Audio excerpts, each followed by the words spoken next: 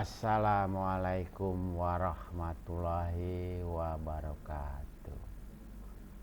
Selamat berjumpa kembali dengan pelajaran fisika, di mana pada hari ini pertemuan keempat tentang dinamika rotasi. Mudah-mudahan kalian sehat, semangat, dan tidak kendur untuk tetap belajar. Sebelum kalian belajar, jangan lupa absensi sebagai penilaian sikap. Jadi mari kita mulai pertemuan keempat ini dengan pokok bahasan dinamika rotasi. Nah, kita lihat ada besaran selanjutnya di dinamika rotasi, yaitu tentang energi kinetik rotasi. Tentunya kalian di SMP dan di kelas 10 juga mengenal energi kinetik translasi, yaitu dengan rumus EK sama dengan setengah mv kuadrat, di mana V-nya adalah kecepatan linier. Nah, analog dengan hal tersebut di atas, maka benda juga bergerak melingkar. Jadi dapat dituliskan sebagai EK sama dengan setengah I omega kuadrat, di mana I adalah momen inersia dan omega adalah kecepatan sudut. Sebagai contoh soal, kita lihat, tentukanlah energi kinetik rotasi. Nah, ini bukan dari sebuah silinder pejal dengan sumbu putar berimpit dengan sumbu silinder tersebut. Jika diketahui massa silinder 4 kg, jari-jari 8 cm, serta dia berputar dengan kecepatan sudut 20 radian per second.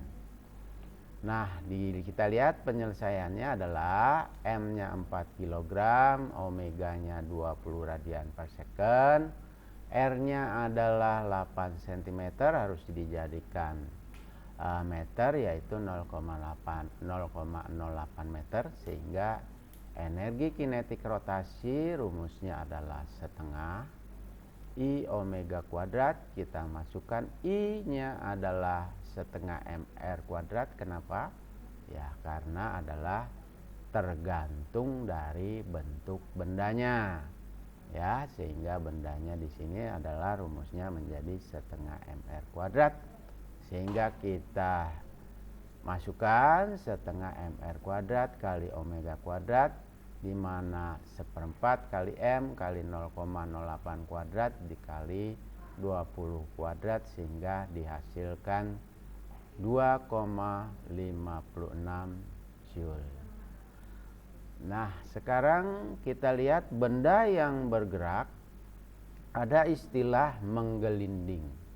Misalkan ada bola dilepas dari puncak bidang miring kasar, maka dia akan melakukan dua jenis gerakan, yaitu gerakan translasi dan gerakan rotasi.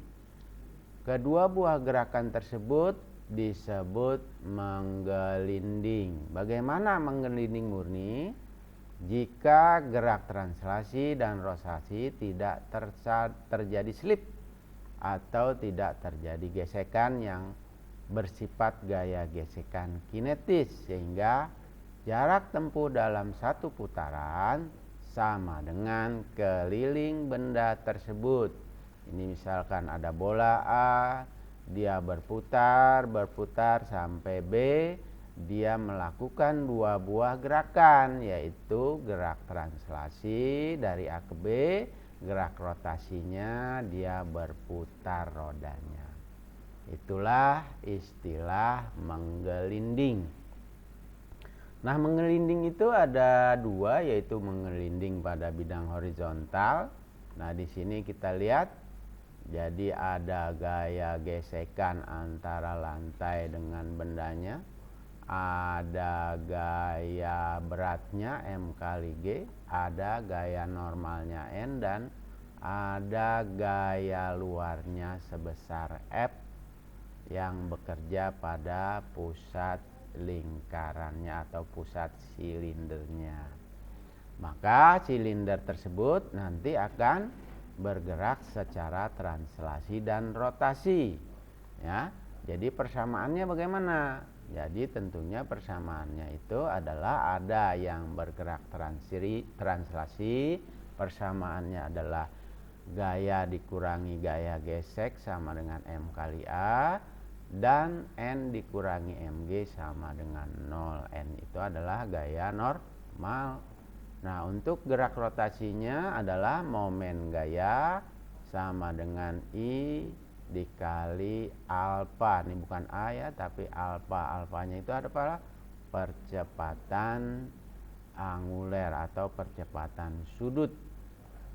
Nah, kalau kita lihat di sini, karena silinder bergulir tanpa slip, maka harus ada gaya gesekan. Nah, ini gaya gesekannya besarnya adalah I kali alfa sama dengan F kali R, sehingga gaya gesekannya adalah I alfa per R, di mana alfa sama dengan A per R, maka F sama dengan I per R kali A per R sama dengan IA per R kuadrat. Kalau kita substitusikan, persamaannya menjadi demikian. F min IA per R kuadrat sama dengan MA, sehingga gayanya adalah M plus I per R kuadrat kali A, sehingga A sama dengan F per M plus I per R kuadrat. Nah, inilah rumus untuk percepatan benda menggelinding secara horizontal, di mana I-nya tergantung bendanya. Kalau dia bendanya silinder, maka I-nya adalah setengah MR kuadrat, sehingga kita masukkan ke rumus yang di atas I-nya, sehingga mendapatkan A-nya adalah 2F per 3N. Nah, itu adalah contoh soalnya. Kita lihat di sini. Sebuah silinder perjal masanya 20 kg, jari-jarinya 10 cm, didorong dengan gaya 100 Newton. Tentukanlah percepatan yang dialami silinder jika tidak ada gesekan antara alas dan silinder. Istilahnya adalah tergelincir.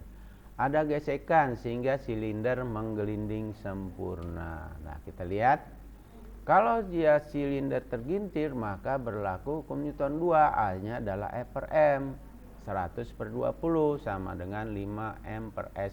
Nah, ini kuadrat ya, karena percepatan. Kalau silinder menggelinding, berarti A sama dengan 2F per 3M, sehingga kita dapatkan 3 kali 1/3 meter per second kuadrat. Begitu. Nah, bagaimana kalau dia menggelindingnya pada bidang miring? Nih, bidang miring. Nah, kita uraikan gaya-gayanya apa aja. Bidang miring ada gaya normal, ada gaya gesek, ini gaya gesek, ada gaya berat M kali G. Karena gaya beratnya dia di bidang miring, maka kita harus uraikan di sumbu X dan di sumbu Y. Di sumbu Y adalah Mg cos theta, di sumbu X adalah Mg sin theta. Di sumbu X persamaannya adalah Mg sin theta min F sama dengan kali A, di mana kita lihat gaya gesekannya adalah berkaitan dengan gerak rotasi, yaitu tau sama dengan I kali alfa. Kita masukkan ke sini sehingga A kita dapatkan Mg sin theta per I per R kuadrat plus M.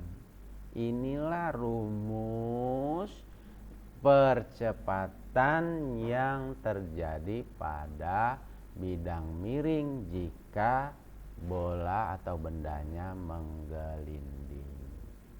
Dan bagaimana Kita lihat persamaannya ini, kalau dia silinder setengah MR kuadrat, sehingga A-nya adalah 2/3 G sin theta.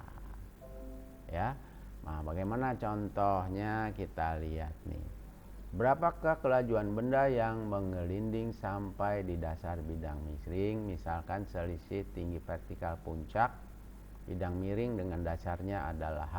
Nah, dari sini ke sini H. Besarnya perubahan energi potensial menjadi tenaga kinetik yang dialami benda adalah sebagai berikut. Kita lihat. Nah, di sini memakai rumus energi mekanik, yaitu energi mekanik awal sama dengan energi mekanik akhir. Nah, energi mekanik awalnya bendanya kecepatannya di atas 0, sehingga yang berlaku adalah MGH, hanya gravitasi saja atau energi potensial gravitasi. Pada saat dia turun sampai di bawah, yang berlaku di sini adalah energi kinetik translasi per energi kinetik rotasi. Nah, dijumlahkan itu setengah mv kuadrat plus setengah I omega kuadrat nih. Di sini ada kuadrat, setengah mv kuadrat, setengah I P per R nih kuadrat, setengah mv kuadrat M. Nah, di sini I per R kuadrat, karena di sini kuadrat ya sebenarnya, jadi dia keluar nih kurang kuadrat gitu.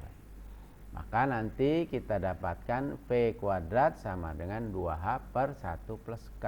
Nah, K-nya itu adalah konstanta momen inersia benda untuk silinder setengah, untuk cincin atau roda K-nya 1, untuk bola pejal adalah K-nya 2/5. Nah, itulah bab tentang dinamika rotasi. Jadi setelah ini kalian tetap diskusi mandiri, menuliskan apa-apa yang sudah dipresentasikan hari ini. Setelah itu kalian mengerjakan evaluasi. Nah, bab dinamika rotasi sudah selesai. Oleh karena itu, pertemuan berikutnya adalah penilaian harian tentang dinamika rotasi. Demikian, semoga kalian tetap semangat. Wassalamualaikum warahmatullahi wabarakatuh.